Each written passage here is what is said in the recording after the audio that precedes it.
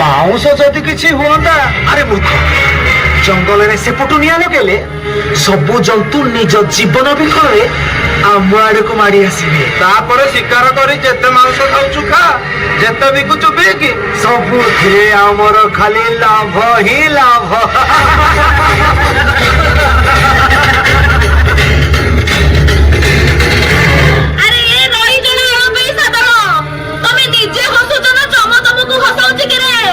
ତୁ ଏଠି କଣ କରୁଛୁ ମା? ମା କିଏ ତୋ ମା? ମତେ ମା ଡାକିବା ଦରକାର ନାହିଁ ରେ। ଆଗ ଏ ଜଙ୍ଗଲକୁ ତୁ ମା ବୋଲି ଭାବେ। ଆରେ ଜଙ୍ଗଲରୁ ତ ସବୁତକ ଚନ୍ଦନ କାଠ କାଟି ନଣ୍ଡା କରିଦେଲୁ। ହାତୀ ଗୁଡାକୁ ମାରି ଦାନ୍ତ ବେପାର କଲୁ। ତଥାପି ତୋ ପାପ ବଢେଇଲାନି ଯେ ଏବେ ଜଙ୍ଗଲରେ ନିଆଁ ଲଗାଇବା କଥା ଭାବୁଛୁ? ମହାପୁରୁ ତ ଆମ ସମସ୍ତଙ୍କ ଲାଭ କଥା କହୁଛନ୍ତି ନା। ଚୁଲିକି ଯାଉ ତୋର ସେ ଲାଭ।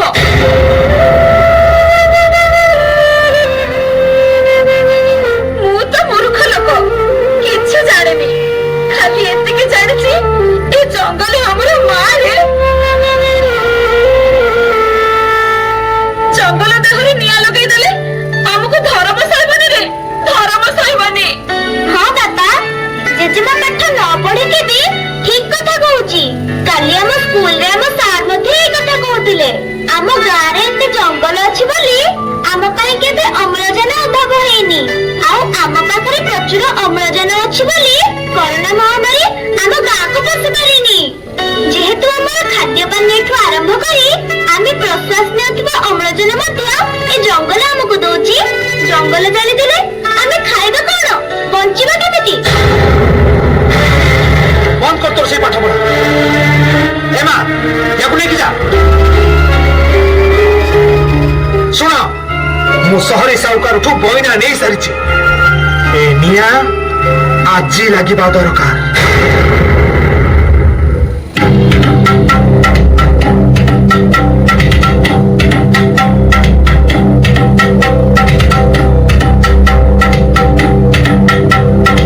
ଓହୋ, ଗୋଟେ କାମ ସରିଗଲା।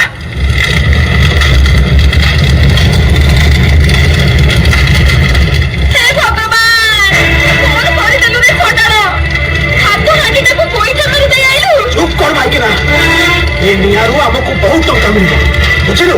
ଟଙ୍କା? ଆରେ ବହୁତ ଟଙ୍କା ଦେଖିଛି।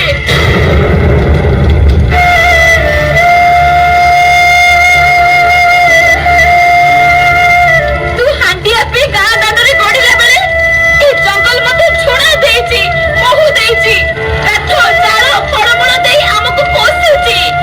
ଆଜି ଏ ଜଙ୍ଗଲ ଜଳିବାର ଦେଖିଲା ବେଳକୁ ମୋ ଛାତି ଫାଟି ଯାଉଛି ରେ। ମୁଁ ସହିପାରୁନି, ମୁଁ ସହିପାରୁନି। ଶୁଣ, ସହି ନ ପାରିଲେ ଦେଖ ନା, ଚୁପଚାପ ଘରେ ବସ।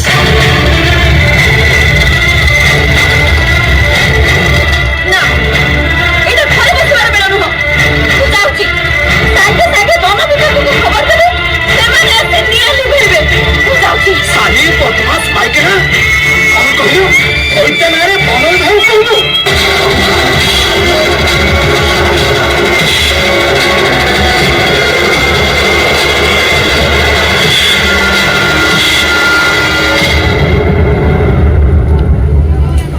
ଆଜିର ମୁଖ୍ୟ ସମାଚାର। ଜଙ୍ଗଲ କଣ ମଣିଷ ବୁଝିଛି। ସମାଜ ପାଇଁ ଜଙ୍ଗଲର ଆବଶ୍ୟକତା କେତେ ତା ବିଷୟ ଜାଣିଛି। ତଥାପି ଜଙ୍ଗଲରେ କାହିଁକି ଏ ନିଆଁ? କିଏ ଲଗାଉଛି ଏ ନିଆଁ? ଚଳିତ ବର୍ଷ ସାରା ଭାରତର 60% ନିଆଁ ଲାଗିଛି କେବଳ ଓଡ଼ିଶାର ଜଙ୍ଗଲରେ। ଶେଷରେ କୁଆଡି ଘଷା ଜଙ୍ଗଲରେ ହଠାତ୍ ନିଆଁ ଲାଗିଯିବା ଫଳରେ ଜଙ୍ଗଲ ସମ୍ପୂର୍ଣ୍ଣ ଧ୍ୱଂସ ହୋଇଯାଇଛି। ଏହା ପଛରେ କିଛି ମାଫିଆ ଓ ଜଙ୍ଗଲୀ ମାଂସ ଚୋରା ବ୍ୟବସାୟ କରୁଥିବା ଲୋକଙ୍କର ହାତ ଅଛି ବୋଲି ଅନୁମାନ କରାଯାଉଛି। ଏଭଳି ମାଫିଆ ମାନେ କେନ୍ଦୁପତ୍ର ତୋଳିବା, ମହୁଲ ଗୋଟାଇବା ବାହାନାରେ ଏମିତି ଅନେକ ଜଙ୍ଗଲରେ ନିଆଁ ଲଗେଇ ଜଙ୍ଗଲ ସମ୍ପଦ, ମାଂସ ପ୍ରଭୃତି ଲୁଟି ନେଉଥିବା ବେଳେ ରୋଜଗାର ଅଭାବରୁ ଭୋକ ଉପାସରେ ହନ୍ତସନ୍ତ ହେଉଛନ୍ତି ବିଚରା ଗାଁ ଲୋକେ। ତେବେ ଦେଖିବାକୁ ବାକି ରହିଲା କେବେ ଲିଭୁଛି ଏ ନିଆଁ ଆଉ କେବେ ମେଣ୍ଟୁଛି ଗାଁ ଲୋକଙ୍କ ଭୋକ। କ୍ୟାମେରାମ୍ୟାନ ସୁଭାଷଙ୍କ ସହ ସ୍ମୃତି ସୁଲଗ୍ନା, ଆଦର୍ଶ ନ୍ୟୁଜ୍।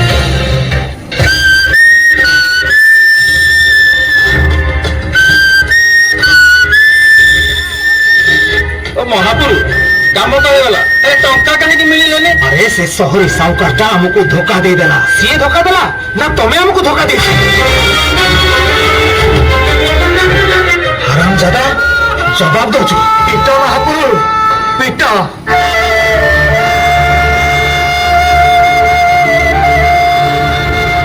मु तम कथारे पड़ी पाप करिछि आ सेइथि पई मो स्त्री घरे भोग करे सडुछि। छी छी छी।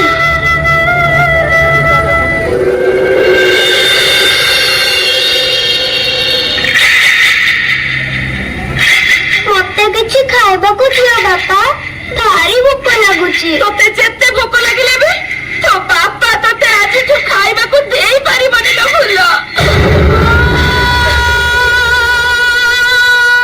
ଏ ପବନା, ଏ ସୁର, ଆରେ ଏ ରଘୁ, ଏ ବେଇମାନ ତମ ସମସ୍ତଙ୍କୁ ଠକିଛି। ଏ ଗାଁକୁ ଠକିଛି, ତା ମାକୁ ଠକିଛି। ଶେଷରେ ତତେ ବି ଠକିଦେଲା ଲୋ ଫୁଲ, ତତେ ବି ଠକିଦେଲା।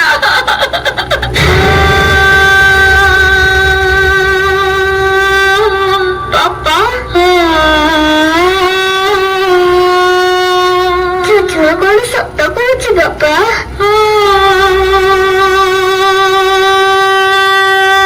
ତମେ ମତେ ଠକିଦେଲ।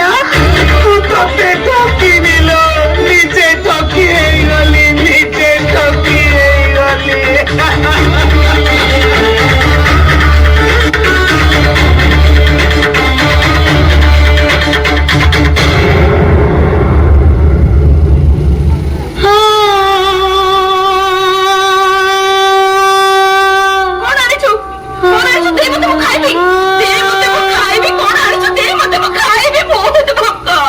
सरदार कथारे पड़ी मते भी किछि मिलिलानी लो, किछि मिलिलानी। एबे हमें दी जण कोन खाइबा? ए दे चाहा उठिले से एगो खा। ए कोइला खा, कोइला खा। तू भी खा, तू भी खाई दे, तू भी खा, तू भी खाई दे।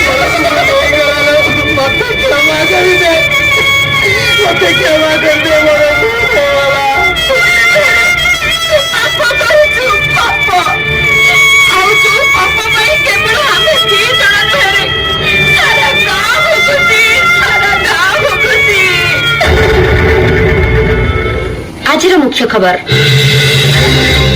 माफिया कथारे पड़ी निज हाथ में जंगल में निया लगाइबा कथा स्वीकार करिसेंती गाँ लोके। तेबे सरकारଙ୍କର जंगल सुरक्षा आईन अनुଯାयी निया लगाइबाकू प्रवर्त्ताइथिबा माफियाकू 7 वर्षर जेल दंड सहित 10,000 टंका जोरिमाना पड़िछि। आज किंतु गाँ लोक उपाय शून्य खाद्य एवं रोजगार अभाव गाँ छाड़िबाकू एमाने आज बाध्य होइछन्ति।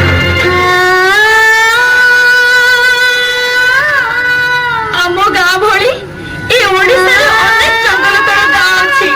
ତମ ମାନଙ୍କୁ ମୁଁ ମୁଣ୍ଡିଆ ମାରି କହୁଛି, ମୋ କଥା ରଖିବାରେ ଜଙ୍ଗଲ ତମ ବାପା ମା ଭଗବାନ। ଜଙ୍ଗଲକୁ ହତାଦର କରି ନିଆଁ ଲଗେଇ ଦେଲେ ଆମ ପରି ବଞ୍ଚି ଥାଉ ଥାଉ ମରିବାରେ, ବଞ୍ଚି ଥାଉ ଥାଉ ମରିବ। ତେଣୁ ମାନି ନେବାକୁ ହେବ ଯେ ଜଙ୍ଗଲ ନିଆଁ ଏକ ମନୁଷ୍ୟକୃତ ବିପତ୍ତି। ଏ ବିପତ୍ତିରୁ ଆମେ ନିଜେ ହିଁ ନିଜକୁ ରକ୍ଷା କରିପାରିବା।